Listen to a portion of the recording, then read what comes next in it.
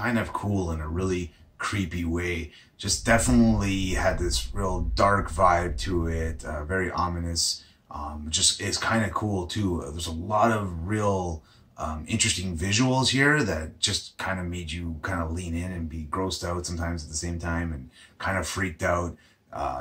Good psychological element to it. I thought everything just came together really well, like really well. Even just some of the expressions on the actor's face, I thought really helped sell the whole illusion.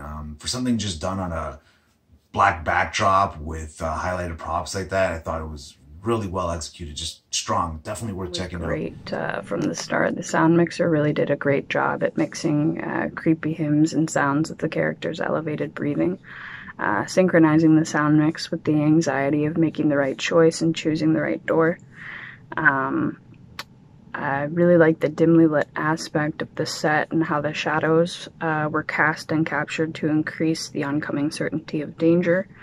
The actor also really embodied the character in a big way, especially when she reacted to a bit of reacted with a bit of unhinged laughter due to the lunacy of her situation and acknowledgement. Overall, the editors played a huge role in bringing this horror to life. Excellent job. From the start, I really liked the atmospheric kind of events of the misty sky, roof, whatever it was. It was really beautiful. Also, the montage of her getting across the room towards the door was done in a really creative and fun way. They really created some art out of it, which I appreciated. And then when she got to the door, it really threw me for a surprise when she was banging her head against it. And then it busted through, and I was like, well, that is one way to get through a door. The other is using the doorknob, but hey, different strokes for different folks. They created a really cool, void liminal space, and it felt fully realized. I really liked the mystery and the vastness of it. For me, I found a lot of rich metaphors in myself of reading being the only way to traverse tricky territory, but also the compulsion to do it, or the implication that she had to do it to get through, is kind of interesting. And I also really loved those slow motion shots. They were really elegant and quite beautiful, especially in contrast with the more unsure and jagged movements of the lead actress at the beginning. This had a nice romantic setting. I felt like the music and the whole lighting effects had this effect, and then I enjoyed how the producers explored the alter ego, contrasting it with the childhood innocence.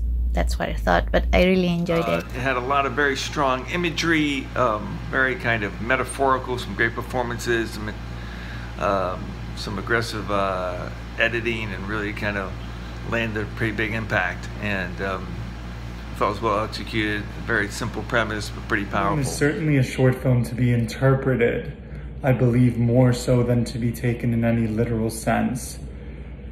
Its protagonist is quite interesting because throughout it, she appears quite confident and unafraid of the strange, nightmarish circumstance that she finds herself in. When we often see, certainly horror and thriller films, whether they be features or shorts, we are typically used to seeing protagonists that are in dire distress and are evoking that in their face. And because there's no dialogue in it, we pay special attention to her facial reactions, and she really at no point seems afraid. She seems confident, like she knows just how she needs to get out of the situation, and that's exactly what she does. And we really root for her and stay with her, I think, a large part because of that confidence.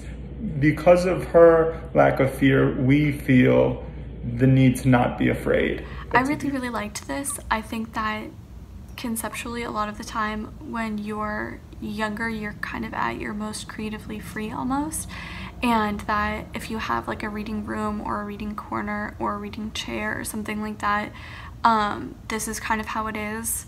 At least in my experience, where like things almost come to life for you in that place as you're reading. And I think that taking that kind of concept and running with it and going in this direction was really, really intriguing for me.